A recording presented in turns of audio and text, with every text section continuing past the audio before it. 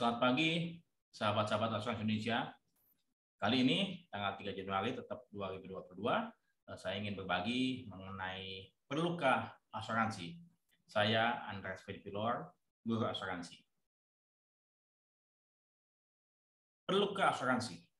Tentu pertanyaan ini kalau ditanyakan kepada penjual ataupun agen atau pasar, mereka akan menyampaikan bahwa semua butuh asuransi, semua masyarakat luas, ya semua setiap makhluk hidup, ya manusia perlu asuransi. Karena apa? Karena mereka penjual, karena mereka ingin menjual kepada semua orang.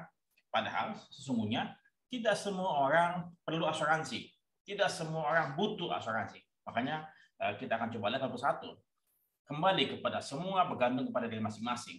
Kayak katakanlah saya sebagai seorang kepala keluarga, sebagai seorang bapak, sebagai seorang suami, ya ingin memastikan ya bahwasannya saya punya istri dan anak-anak saya, keluarga saya terjamin bila mana saya tiba-tiba meninggal dunia ataupun mengalami suatu musibah yang tidak bisa dielakkan.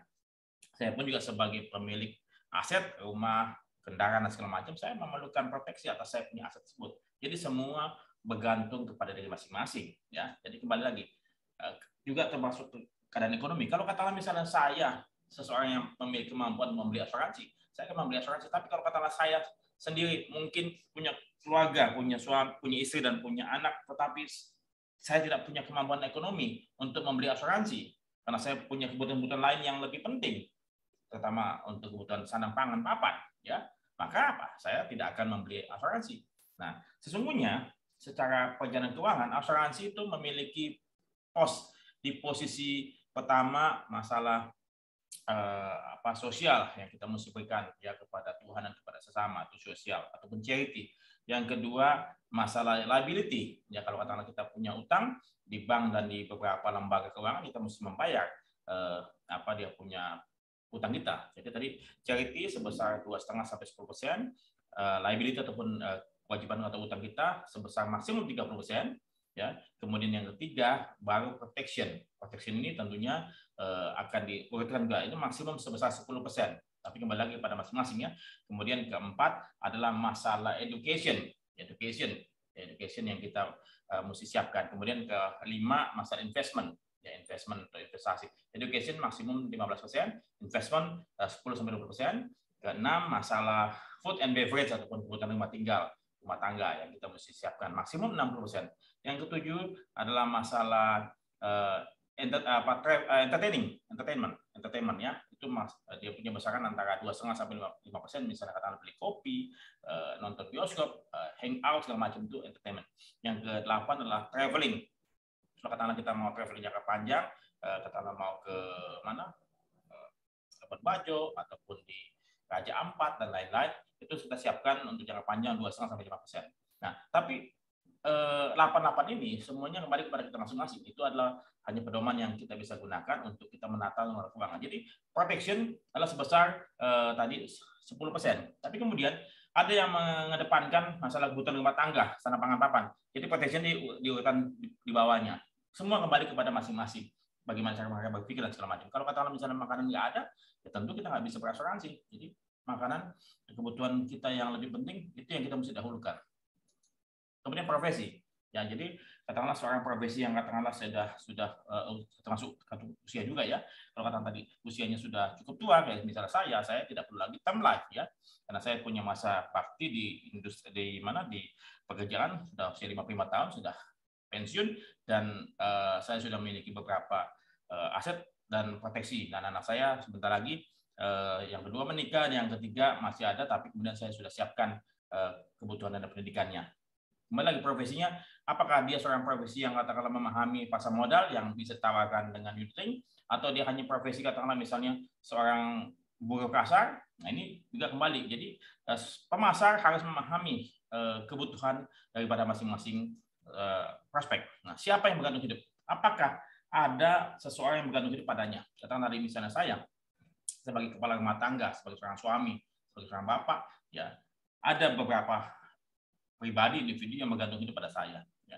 Katakanlah misalnya istri saya, anak saya, ya, kemudian orang tua saya yang saat ini saya berikan bantuan, dan mungkin mertua saya. Jadi apakah ada seseorang yang bergantung hidup pada diri Anda, nah itu Anda yang mesti pikirkan. Kalau kata misalnya Anda seorang bujang yang tidak punya tanggungan hidup, ya, dan kemudian kalau misalnya Anda meninggal dunia dan tidak ada yang menangisi dan tidak ada yang menyesali Anda telah meninggal dan tidak ada sesuatu yang berharap Anda memberikan warisan ataupun uang santunan, saya pikir mungkin Anda tidak perlu membeli asuransi, kecuali Anda mungkin orang yang baik hati ingin memberikan santunan kepada yayasan sosial, misalnya di gereja ataupun di masjid dan lain-lain.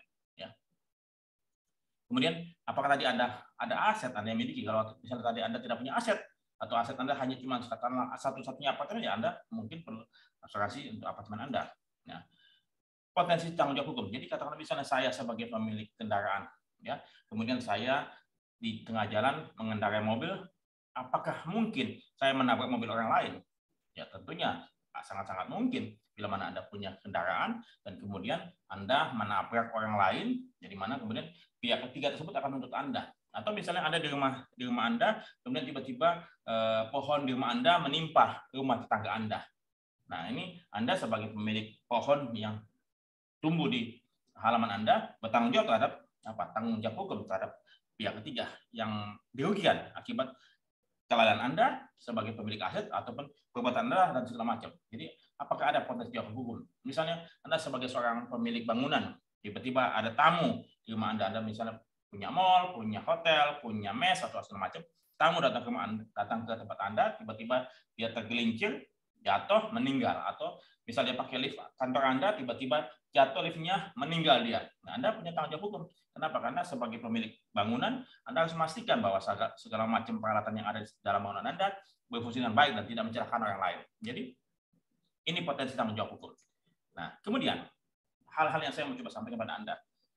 Lakukan pertama kali manajemen risiko, ya, terlebih dahulu. Untuk mengetahui bahwasannya Anda memang memiliki risiko-risiko yang Anda hadapi, dan kemudian di situ jenis risiko apa yang Anda perlukan di cover, Anda tentukan terlebih dahulu, ya, itu risiko-risiko, manajemen risiko. Kemudian jangan bertanya kepada pemasar atau asuransi ataupun kepada, coba tanyakan kepada orang yang ahli dalam bidang manajemen risiko yang tidak punya kepentingan bahwa Anda membeli proteksi atau tidak. Jadi tadi Anda telah melakukan manajemen risiko dan kemudian Anda juga mesti pahami bahwasannya Anda mesti membayar premi atas pembelian polis yang Anda lakukan. Apakah Anda punya budget, ya, dari Anda punya pengeluaran? Kalau misalnya Anda punya budget, ya Anda coba lihat jenis polis apa yang Anda butuhkan dan berapa premi yang Anda mesti bayarkan. Nah, jadi sesuai dengan prioritas. Jadi kalau misalkan Anda punya banyak resiko dan kemudian Anda ternyata budget Anda cuma sekian, premi yang Anda harus bayarkan karena 10 juta, sementara Anda punya budget setiap bulan cuma hanya 2 juta, ya Anda beli yang prioritas saja. Bisa katakanlah contoh, Anda beli asuransi jiwa, term life, ya, asuransi jiwa berjangka, itu yang mungkin utama. Kalau katakanlah misalnya Anda punya asuransi kesehatan dari kantor Anda atau Anda sudah punya BPJS, ya saya pikir Anda tidak perlu beli asuransi komersial sendiri. Kenapa? Karena tadi lagi skala prioritas Anda harus utamakan yang terlebih dahulu yang penting-penting. Kemudian kalau Anda sudah memiliki asuransi, pastikan bahwasannya Anda membeli produk tersebut dari perusahaan asuransi yang benar-benar dapat dipercaya. Ya, jangan Anda cuma melihat BUMN adalah perusahaan negara yang dapat dipercaya. Tidak lagi, ya, saat ini tidak lagi. Kenapa? Jiwasraya adalah milik negara, tetapi saat ini Jiwasraya tidak melakukan kewajibannya dengan benar. Ya, itu asuransi tersebut sudah puluhan tahun, bahkan 100 tahun. Tidak juga menjamin. Bumi Putra sudah 100 tahun, tetapi nyatanya tidak juga. Ya. Kemudian joint venture tidak juga. Ya, joint venture banyak saat ini kasus-kasus unit link terjadi pada asuransi jiwa joint venture. Jadi beli asuransi tetaplah berisiko. Jangan sampai katakan Anda sudah memiliki asuransi, Anda bilang, wah saya punya risiko sudah aman.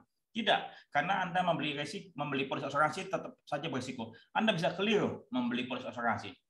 Membeli polis dari asuransi yang tidak benar, membeli dari pemasaran tidak benar, terms and condition jaminan polis juga tidak benar, ya, dan kemudian banyak warranty yang Anda tidak pahami. Jadi saya sarankan Anda betul-betul menghubungi yang ahli yang bisa bantu Anda untuk mendapatkan proteksi yang benar.